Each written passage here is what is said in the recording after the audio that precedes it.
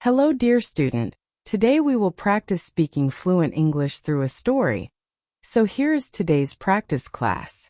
The radio that remembered me. They say time heals everything. But what if time remembers too?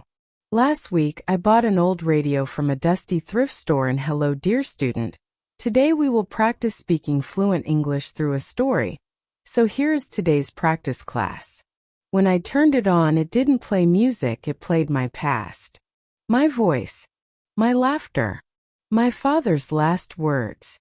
And that's how the strangest week of my life began.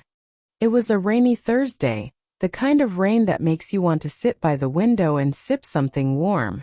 I had taken a wrong turn driving back from work and ended up in an old part of town I hadn't seen in years.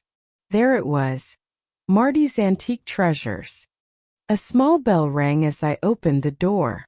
The smell of old wood, rust and forgotten stories filled the air. Behind the counter sat an old man with white hair and a smile that looked too young for his face. "Looking for something in particular?" he asked.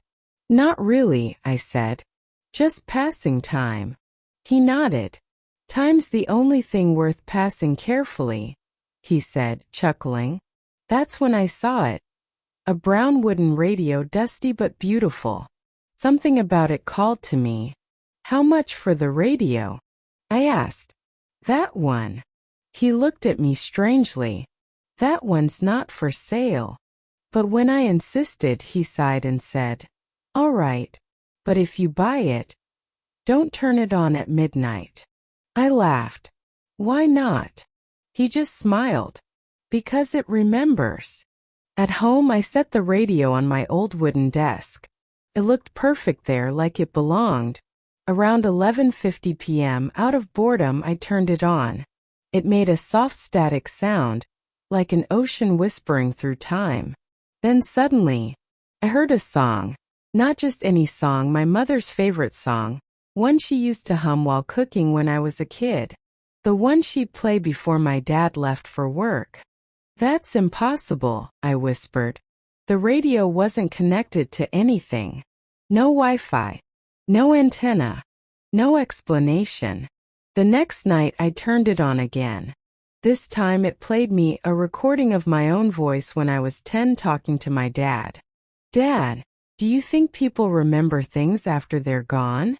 "Only if someone keeps listening, son." The words echoed in my room like a ghost wearing warmth instead of fear. The next morning I told my neighbor, Ricky, about it. Ricky's the kind of guy who thinks every weird thing is a government experiment.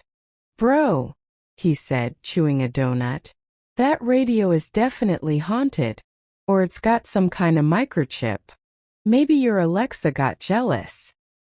He tried to investigate it by opening the back panel. The radio zapped him so hard his hair stood like a lightning rod. We laughed for hours. "It's official," he said, rubbing his arm. "You bought a ghost with a sense of humor." That night I didn't plan to turn it on again. But curiosity always wins. At exactly midnight, the radio came alive on its own. And this time it wasn't my voice. It was my father's. "Son," the voice said, faint but real, "don't be afraid of remembering. Some things live again when you do." I froze. My dad had passed away 15 years ago. "Dad? Is that you?" "Time's just a circle, kiddo. You'll understand soon." The sound faded into static, then silence. I sat there for hours, tears mixing with confusion, and maybe hope. The next morning, I looked at the back of the radio. There was something loose. Inside was an envelope, yellowed with my dad's handwriting. It read, "If you're hearing this, it means you finally slowed down long enough to listen. Don't spend your life chasing noise. Sometimes silence tells the best stories." There was also a photo of my dad and me sitting in front of this very same radio. It wasn't an antique. It was ours. I drove back to Marty's shop, but it was gone. The whole building had vanished like it never existed.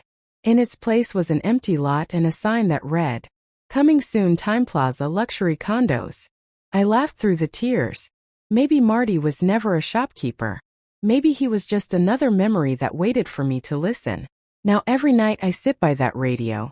Sometimes it plays silence. Sometimes laughter. Sometimes the sound of rain that doesn't fall anymore. But every time it reminds me, the past isn't gone. It's just waiting for someone to tune in. The next morning, I couldn't stop thinking about the empty lot. How could an entire shop disappear overnight? I checked Google Maps, nothing. No trace of Marty's antique treasures. Even my neighbor Ricky thought I'd lost my mind. Man, maybe it was like one of those dream shops, he said. You know, you go in, learn a lesson, then poof, it's gone. Like a Disney movie, but with more property taxes. I laughed, but deep inside I knew what I saw was real. That night, I placed my hand on the radio and whispered, "Dad, if this thing is really connected to you, I'm listening." For a moment, nothing. Then a faint voice replied, "Then stop running from the past." The next day, I drove to my childhood home, 124 Cedar Lane. I hadn't been there in 20 years. The place looked smaller, lonelier, like it had been waiting for someone to come back. A new family lived there now. A kind woman in her 40s opened the door. When I explained who I was, she smiled. "Oh, you're Daniel, right? The boy in all those old photos we found in the attic." I blinked. "Photos?" She nodded and disappeared for a moment. Then came back with a shoebox full of faded pictures. Me and my dad sitting near that same radio. "We tried to throw this box away once," she said. "But every time we did, it showed up back in the attic.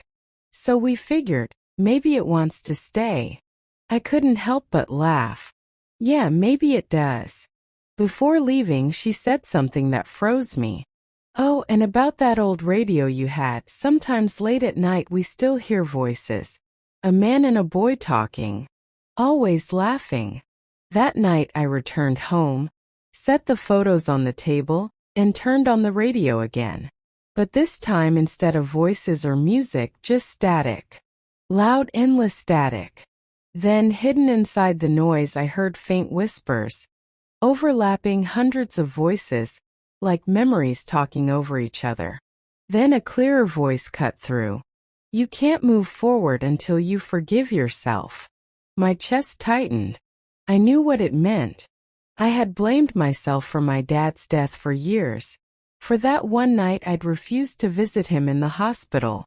I'd been too busy, too distracted, too afraid to say goodbye. Tears fell before I even realized. The static softened, and a melody began to play. It was the same lullaby my dad used to hum when I couldn't sleep. Just as the emotion hit hardest, my doorbell rang. It was the pizza delivery guy. And guess what? He was standing there with a large pepperoni pizza that I hadn't ordered. You sure this isn't for apartment 4B? I asked. "Nope. Says right here, for the listener." I froze. That's what my dad used to call me when I was a kid, the listener. The delivery guy shrugged. "Paid online already. Good tip too. Must be your lucky night." I looked around. No cars, no footsteps. Just rain and silence. I laughed through tears again. Yeah, guess it is. For the next few nights, I kept talking to the radio. It didn't always respond. Sometimes it just played old sounds like my mom cooking, or the creak of our old wooden stairs. But every once in a while, I'd hear my dad's calm voice say something simple like, "You're doing fine, son. Take it slow. Smile more." It wasn't scary anymore. It was comforting, like someone reaching through time just to pat your shoulder. Ricky came over again one evening, holding 2 beers. "So," he said, "is your dad still doing the late-night radio show from heaven?" "Yeah," I said, smiling. "Best host in the afterlife." One night, a huge thunderstorm hit town. Lightning flashed, power went out, and the radio turned itself on full volume. The voice this time wasn't my dad's. It was my own, but older. Deeper. "Don't forget what you learned, Daniel. Everything you love eventually becomes a memory. But that doesn't mean it's gone." The sound of thunder overlapped with the static, until the radio sparked, and the lights went out completely. When I woke up, it was morning. The storm had passed, but the radio was gone. Just a black burn mark on the desk where it used to sit.